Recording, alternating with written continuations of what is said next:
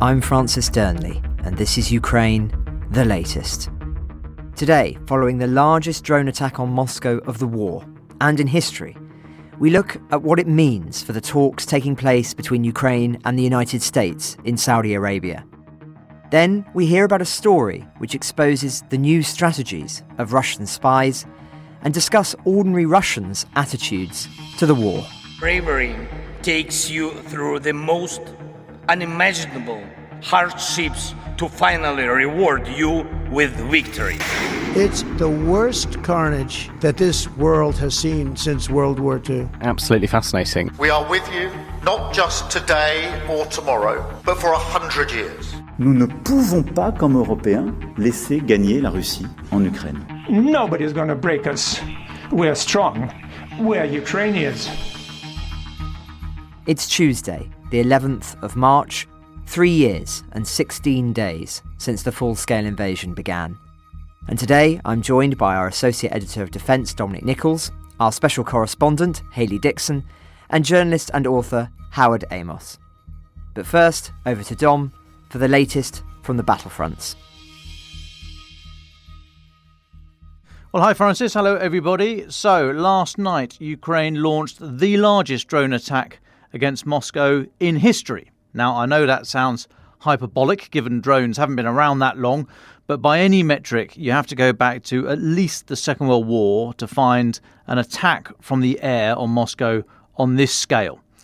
Russian authorities say 337 drones were fired at 10 Russian regions, with 91 shot down on approach to Moscow, 126 downed over Kursk Oblast, 38 over Bryansk Oblast, and others over Ryazan, Kaluga, Lipetsk, Oryol, Voronezh and Nizhny Novgorod regions. They're all to the east and the south, mainly to the south of Moscow. Now, Moscow's Governor Andrei Vorobyev spoke on, or writing on Telegram, said today at 4 a.m. a massive drone attack against Moscow and Moscow Oblast began.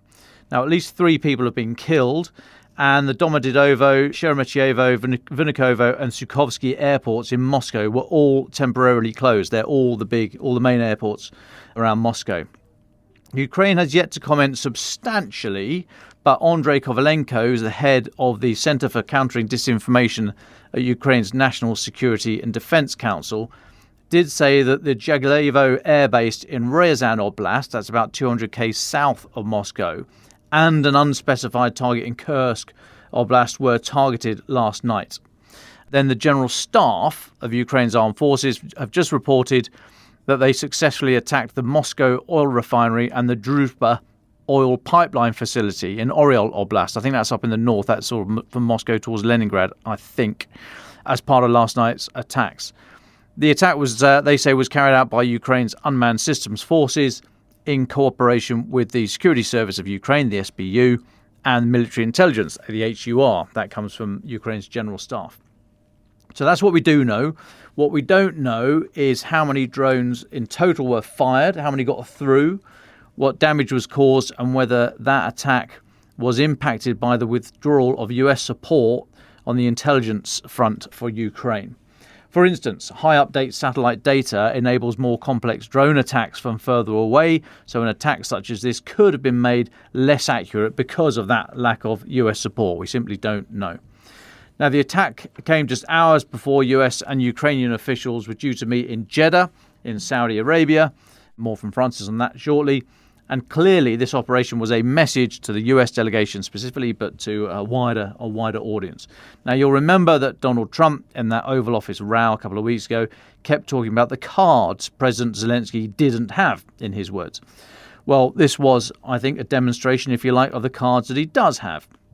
It wasn't a knockout blow by any means. It wasn't the ace of spades, but it did show a capability to launch a mass attack at long range. It showed intent, and it showed there are still holes in Russia's air defence. So all in all, probably I would call it a king of clubs. Now, what else? Russia fired 126 drones and 1 Iskander-M ballistic missile at Ukraine overnight. They and other strikes killed 1 person in Pokrovsk and injured at least 17 others across the country yesterday. Then on the ground, and perhaps surprisingly after that sudden movement over the weekend, there were no moves to the lines in Kursk Oblast and almost the same inside Ukraine. Ukraine's Armed Forces Chief, General Alexander Syrsky, he said yesterday that Ukraine is reinforcing in Kursk and Sumy Oblast, Sumy being the oblast bordering Kursk. He says they're reinforcing with additional drone and electronic warfare units. He said Ukrainian forces were successfully counterattacking in Kursk and along the international border. That last comment, I think, was in relation to that push we talked about yesterday across the border by Russian forces into Sumy Oblast, just to the west of the main Ukrainian-held position inside Russia. Ukrainian State Border Service spokesperson Andrei Demchenko said Russian forces had moved over the border there in order to cut the main road running between Sumy city and Sudzha, the H07 road. That is Ukraine's main ground line of communication, to use the military parlance, running into Russia and into Sudzha, into their main position. If that's what they were trying to do, trying to cut that road, I think that's quite ambitious, as the road is about another 5 kilometres south from where any Russian forces got over the border. Mr. Demchenko added that Russian forces do not currently have the capacity to conduct any other significant cross-border operations into northern Ukraine. And Russian mill bloggers said Kyiv's forces were counterattacking near Novenke, Zuravka and Pasivka. They're all close to the border on the Ukrainian side, up in that area. Now, last one for me, Francis. A major cyber attack on Twitter caused outages lasting several hours yesterday. The pro-Palestinian hacker group Dark Storm team, known for primarily targeting countries and entities that support Israel, claimed responsibility for a DDoS attack on the platform, according to a post on Telegram. DDoS is a distributed denial of service attack, whereby a site is swamped basically with so much traffic that it prevents users from connecting to it, and it sort of temporarily freezes, if you like. Now, the hackers, the way they do DDoS attacks is they briefly hijack anything connected to the internet and send a message from that site to the targeted site, thereby overloading it. It's a pretty old technique, and it should be not easily defeated, but it should be fairly standard with good cybersecurity practices. Anyway, Elon Musk has blamed Ukraine, of course. Well done. Well done for those that got that. He's obviously blamed Ukraine. In an interview with Fox Business Channel, he said, "We're not sure exactly what happened, but there was a massive cyber attack to try and bring down the X system with IP," that's Internet Protocol, IP addresses originating in the Ukraine area. Now, why do I mention this? 2 reasons. Number one, Elon Musk knows full well that where these IP addresses originate will almost certainly not be where the baddie's lair is. It will be where the temporarily hijacked smart device is. And secondly, by saying in the Ukraine area, he's just reaching for the dog whistle. If you reckon Ukraine did it, Elon, and if you've got some evidence, then why not say so? He's just trying to whip up anti-Ukraine sentiment there whilst hiding behind the "I never said that" defence. So all to be expected, more of the same from Elon Musk. And that's us up to date, Francis. Well, thanks very much, Dom. Let's turn to Saudi Arabia then, where Andriy Yermak, Zelensky's chief advisor and top negotiator, who we interviewed on the podcast back in November, has told reporters no one wants peace more than Ukrainians, as he entered talks with US officials in Jeddah. It follows President Zelensky's meeting with Mohammed bin Salman, the country's crown prince, yesterday, where he said, and I quote, "With the Crown Prince, we had a detailed discussion on the steps and conditions needed to end the war and secure a reliable and lasting peace. I specifically emphasised the issue of the release of prisoners and the return of our children, which could become a key step in building trust in diplomatic efforts. A significant part of the discussion was dedicated to the formats of security guarantees. We appreciate Saudi Arabia's readiness to expand economic cooperation and invest in Ukraine. We discussed key sectors for investment, starting with security, energy and infrastructure. We share a common vision for economic development and interaction, particularly regarding Ukraine's reconstruction." Now, that's some quite interesting messaging there. We understand the Ukrainian delegation will put forward a ceasefire in the sky and at sea during these upcoming talks with the Americans. Perhaps one of the reasons for the drone strikes on Moscow today, as if to underscore the value of such a proposal. Though what we don't know, and this is true of the Russian delegation too, is the degree to which proposals being tabled are fundamentally political, i.e. to show the US that Ukraine is not the barrier to peace, but with no expectation that some of these proposals will come to pass, or whether they are genuine attempts to make some kind of progress towards a truce or a ceasefire. Marco Rubio, the US Secretary of State, said US negotiations would attempt to find out whether Ukraine is willing to make concessions. To quote him, "What we want to know is, are they interested in entering some sort of peace conversation and general outlines of the kind of things they would consider, recognising that it has been a costly and bloody war for the Ukrainians." Note there that there's no real discussion of the Russian perspective and what they have suffered. Meanwhile, Kyiv is hoping the talks could lead to the resumption of military aid and intelligence sharing, which of course was cut off by Trump last week. I should add that this morning the US has cancelled funding for a UN project in Ukraine. More details, I imagine, will be forthcoming on that later today. Trump's special envoy, Steve Witkoff, hopes that substantial progress will be made. Asked if he thought Zelensky would return to the US to sign a minerals deal this week, he said, "I'm really hopeful. All the signs are very, very positive." Now, it may be that the goal for both sides is to show some signs of progress. But if the US is hoping for major concessions from the Ukrainian side with regard to territory that it's not currently in Russian hands, but which Moscow claims, then I think that is highly unlikely. But there might be some room for drafting a proposal of some kind of truce in certain theatres, which could then be presented to Moscow. If the Kremlin were then to reject that, then it might lead to more pressure being placed on Russia rather than the reverse that we've seen so far. Meanwhile, in Europe, Paris is, of course, preparing to stage those military officials from more than 30 countries for talks on the creation of an international security force for Ukraine, aiming to dissuade Russia from launching another offensive after any ceasefire comes into effect, which, of course, is a big ask. But according to the Associated Press, participants will also include Asian and Oceanic nations joining remotely. A French military official speaking to AP on condition of anonymity to discuss the blueprint for the force said as follows: "The force being envisaged by France and Britain would aim to reassure Ukraine and deter another large-scale Russian offensive after any ceasefire. It could include heavy weaponry and weapons stockpiles that could be rushed within hours or days to aid in Ukraine's defence in the event of a Russian attack that shatters any truce.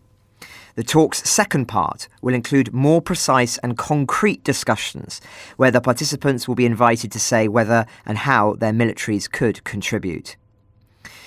Now, interestingly, the United States wasn't invited because European nations want to demonstrate that they can take responsibility for a large part of the post-ceasefire security framework for Ukraine. Also attending will be the Chiefs of Staff of Ireland and Cyprus and a representative from Austria, all nations that are not NATO members but are in the European Union. And I mentioned there the efforts also to bring in the South Koreans. We understand the Australians will also be part of the conversations, New Zealand, and I imagine Canada too. So this is a big, big effort here. It's going to be another significant moment for Macron's plan to shift Europe onto more of a military footing. One might think it's time for me to therefore don my beret again and embrace my alter ego of Francophile Francis, but I'm waiting to see the actual proposals because, as you can see here, given the shift at the moment, it would appear that some of that language about troops on the ground, peacekeeping force, is being neutered somewhat. Instead, seeing more terms around porcupine Ukraine, this idea of it being armed to the teeth to act as a deterrent in and of itself, with guarantees of weapons assurances if things were to go awry and a ceasefire were broken by Moscow.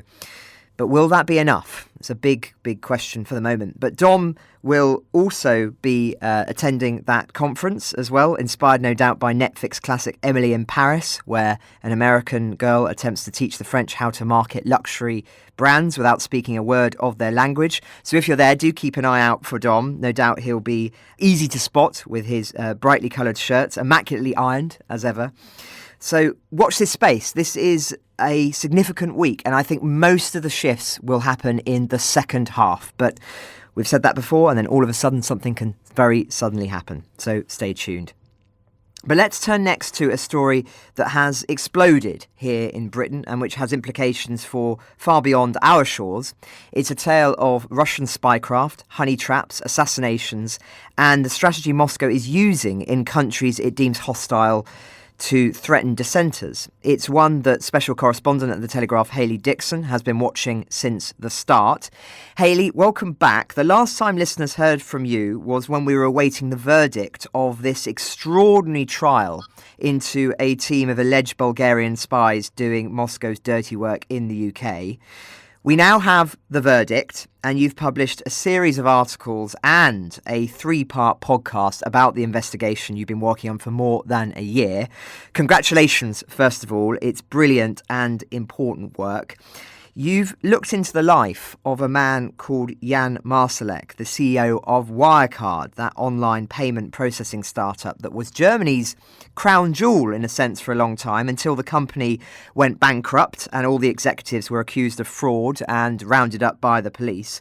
All of them except Marsalek, who went on the run and hadn't been heard of for 3 years, until this trial, where it's now been revealed that he had been running this spy ring. So, Hayley, these accusations are usually dealt with behind closed doors. How were the trial and the spy ring different this time, and why is what we've seen in the last few days so unprecedented? Thanks, Francis. And yes, absolutely. We don't normally get this kind of insight into espionage cases, really. Trials for espionage in Britain are extremely rare. And normally that's because, as we've seen in Russia yesterday, when diplomats are accused of spying, they're simply expelled from the country. It's what we've always done. It's what Russia has done this week. But I think in this case it was very different, and it tells us something about Russia's tactics now as well. Because the reason it was so different is that the spy ring that he was running in the UK weren't made up of Russian spies. These were Bulgarians, and they were almost sort of guns for hire rather than diplomats or people with immunity in the country. And so they were able to be prosecuted as a criminal element rather than simply expelled back to Russia. And because of that prosecution, we saw tens of thousands of messages between Marsalek and a guy called Orlin Rusev, who was his spy ringleader. And it really just gave us an insight that we would never normally get into these kind of cases. Interesting. And what does this trial reveal about the way Russia is running its operations? What sort of operations and schemes was Marsalek specifically involved in the years he's believed to have been a Russian agent? There's quite a lot to unpack because there's two elements here to the story. One is that Marsalek, as you said, used to be the COO of Wirecard, which is the German payments processing company. And he was actually had this extraordinary double life, which I've never heard a story so wild, to be honest with you. But while he was in Germany running Wirecard, he was actually also, now it turns out, working for the Kremlin, and he was running surveillance operations. He bought a Russian private military company, which is something we can come back to.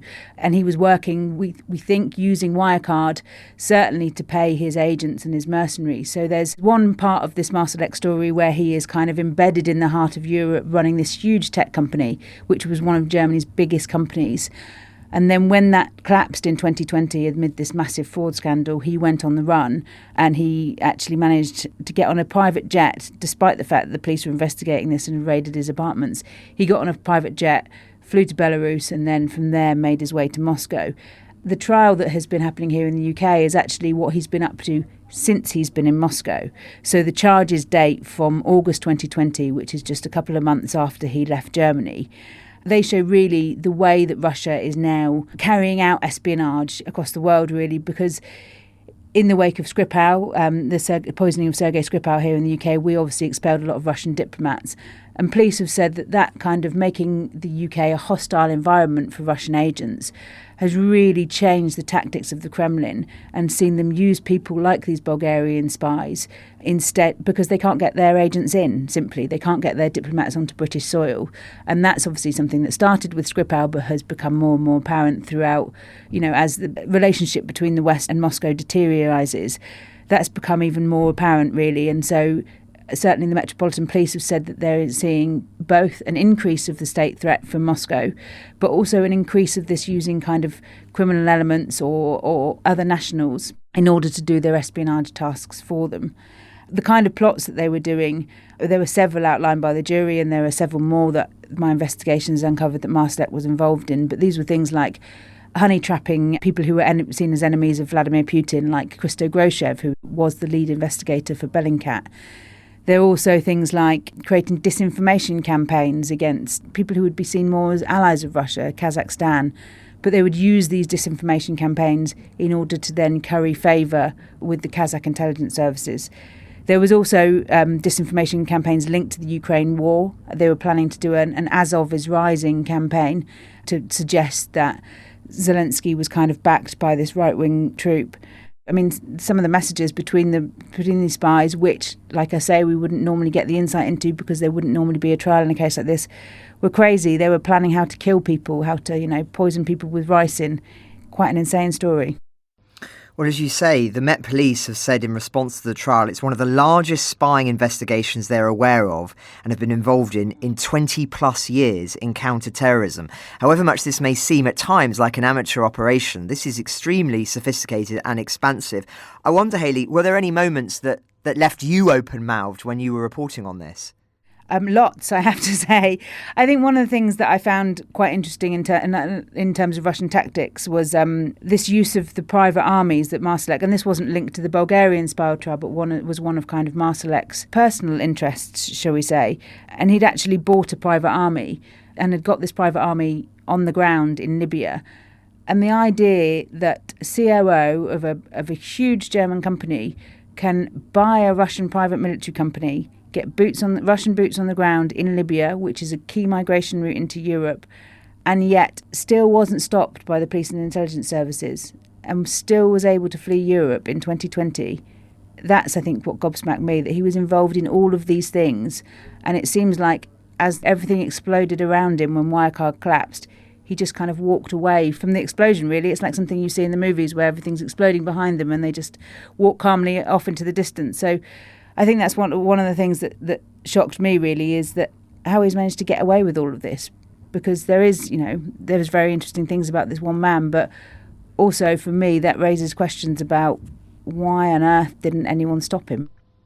Well, he's now one of Europe's most wanted men. I wonder, Hayley, have you got any sense from the organisations you've, of course, been following and liaising with and European security firms, security services, that there are lessons that have been learned here? Or do you feel that this has perhaps taken a lot of people by surprise and is leading to perhaps deeper questions about how we've been approaching counter-espionage with Russia? I think it should lead to deeper questions. I think that, in a sense, Marsalek was involved in so many things that there's been a lot of buck passing here. He's an Austrian, and so, a lot of people will say, well, it's Austria's problem, or he was working in Germany where Wirecard happened, so a lot of people would say it's Germany's problem. But actually, there's only so many times that the buck can be passed, and somebody has to do something about it, really. What we've seen since, I think actually, our service has obviously done a great job in bringing the Bulgarians to trial. And I think that it should hopefully make the services more aware of the tactics in using these criminal elements to carry out espionage, really. But I think that there are still a lot of questions that need to be asked about this. Absolutely. Well, thank you very much, Hayley. We'll have a link in the show notes to your investigation and to your podcast. Is there anything else that you'd want to leave our listeners with before you go? Well, really, it just shows that Russian tactics are continuing. I think there's always a lot of talk at the moment, obviously, about getting around the table with Putin. But what people have said to me, who are experts in this, is that this trial shows the tactics that Putin is using to try and destabilise the West, and that these tactics aren't going to stop with the peace talks, really. Well, thank you very much, Hayley. And as I say, we'll have a link in the show notes to your brilliant investigation and your podcast. Now, to our next guest, staying on the subject of Russia, Howard Amos, who spent almost 15 years as a reporter and editor for many newspapers and magazines, including The Guardian, Newsweek, Foreign Policy, and the Associated Press. His particular focus has been exploring and analysing the complexities of modern Russia, where he lived between 2010 and 2017. He left the country in the days after the full-scale invasion of Ukraine and, based out in Armenia, did a year-long stint as editor-in-chief of the Moscow Times in exile. He's now an editor at the Carnegie Politica, which brings together experts on Russia, Ukraine and Eurasia. Howard, welcome. You've just written a book called Russia Starts Here, Real Lives in the Ruins of Empire, about the Russian regions bordering Belarus, Latvia and Estonia. And we'll get to that in a moment. But first of all, could you comment on the drone attacks on Moscow and how you expect this will be reported in Russia and what the reaction of ordinary Russians will be? I imagine there'll be some coverage in state-owned media. I would imagine, life will go on as before. I mean, it's not the first Ukrainian drone attacks on Moscow. These things have happened before. And I think people have got used to this. It's become the sort of backdrop to everyday life. Yeah, there's no signs that it will lead to any sort of widespread public anger. What is your assessment of the Russian character when it comes to the people's relationship to the state? Some experts, of course, see the whole country as effectively brainwashed, turning increasingly fascistic and imperialistic. Others see that the defining feature of the national character, as it were, is a acquiescence to fate, seeking to avoid involvement with the state as much as possible unless compelled. Where do you stand on that? Or can we not really generalise in that way? Yeah, interesting question. I mean, I would always try to avoid generalisation. The book that I've written, one of the things I wanted to do was to certainly get away from this notion that, all Russians are brainwashed and they just believe everything that comes out of the television. Obviously propaganda is important, but there are a myriad of historical, cultural, political, economic reasons why people believe what they believe, perhaps why people are susceptible to propaganda. It's much more interesting and I think important to look at those rather than just sort of go with the brainwashing argument. My experience, I'm not a sociologist, I'm not a pollster, but my book is about this region of Russia called Pskov region, which is a rural region made up of small towns and villages mostly. And my sense there was always that, there's a small minority they're very vocal in support of the war. There's a perhaps smaller minority who are, against the war. And in the middle, you have quite a large group who are sort of unbothered. They sort of acquiesce in what goes on. Maybe they're not that interested in what's going on. Of course, the acquiescence is a sort of tacit approval, but they don't have strong feelings either way. Now, Howard, you say in the book, as I stood there in August 2023, I knew this would be likely the last time I would see the region for many years.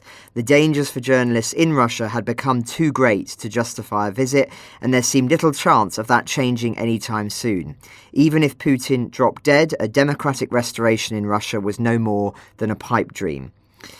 Now, that maybe so, but what is your assessment of the future for Russia if it were to lose this war or alternatively win it?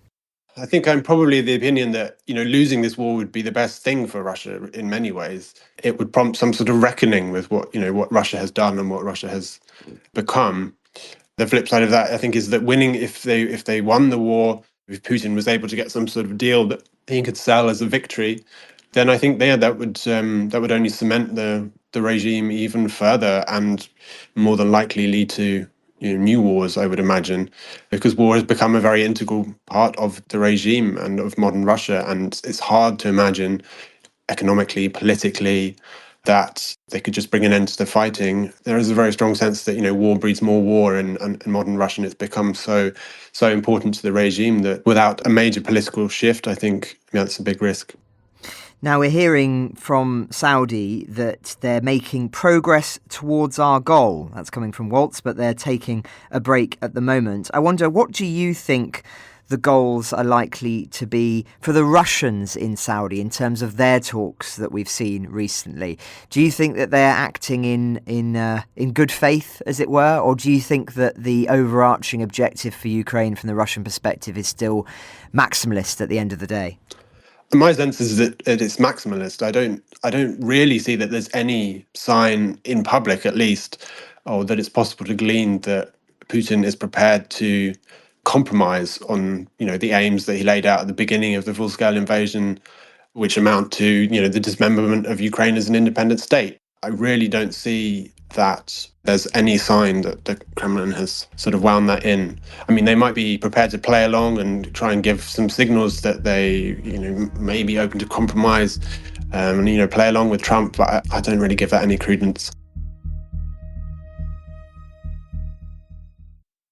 Well, Howard, thank you very much for your time today, and we'll have a link in the show notes to your book, which is, I was reading it this morning, it's a beautiful read and a study in an underexplored part of Russia, with lots of insights about how the mentalities there are shaping the way that this war is thought. So thank you very much for your time today. We'll come back to you in a moment for your final thoughts, but Dom, over to you first of all for your final thought. Well, thanks, Francis. So I'm keeping an eye on what's going on in Saudi Arabia. I think we're about to get confirmation of how this Trump administration views the norms, or perhaps want to craft the new norms of international security.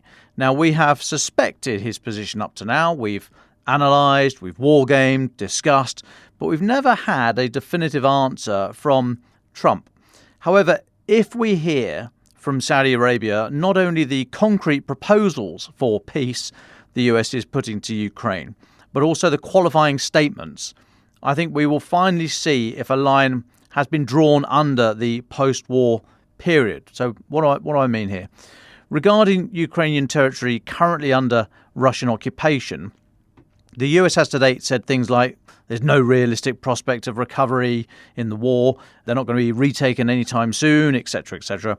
What they've not been clear about is whether or not they agree with the basic premise of international relations since the Second World War, that borders cannot be redrawn by force and that sovereignty is limited by geographic location, i.e. there are no such things as spheres of influence, an idea Russia would like to have revived. So if Ukraine is expected by the US to cede territory permanently to Russia in order to get a peace statement, and we should get such language or similar from the wording of any deal, I think Russia will insist on it, we will unequivocally know that Trump sees borders as contestable, that might is right in his mind, and that Thucydides was correct all along when he said 2,500 years ago, the strong do what they want and the weak endure what they must. And if so, I think we can say goodbye to European security, architecture, and goodbye Taiwan. Thanks, Francis. Thank you very much, Dom. Always a pleasure to hear Thucydides quoted on the podcast. Howard, you have the final thoughts today. I'd just like to return to what we were talking about earlier in the show about the French and the British plan to send peacekeepers and troops to Ukraine if there was a ceasefire. And it just strikes me there's been a lot of talk about this, but I don't think there's any sign that Russia would accept that. In Russia's mind, they are fighting, in Putin's mind, in the minds of Russian officials, they're fighting a war with the West, a proxy war with the West through Ukraine. Accepting British or French peacekeepers in Ukraine, in their minds, would be a defeat. So it seems to me this proposal, I mean, it's interesting. Maybe it's part of negotiations, attempting to show what Russia is willing to do and what Russia is not willing to do. But it seems to me there's absolutely no way that the Kremlin would even countenance British or French troops on the ground as part of some sort of deal. Ukraine the Latest is an original podcast from The Telegraph, created by David Nicholls. To support our work and to stay on top of all of our Ukraine news, analysis and dispatches from the ground, please subscribe to The Telegraph.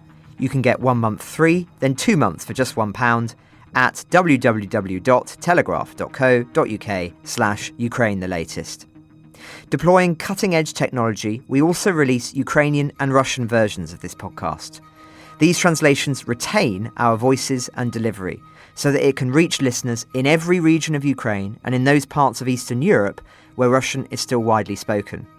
Links to those can be found in the podcast description to this episode.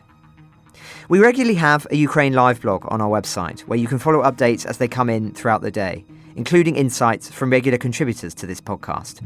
We also do the same for other breaking international stories.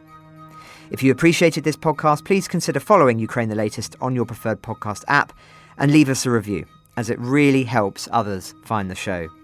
Please also share it with those who may not be aware we exist.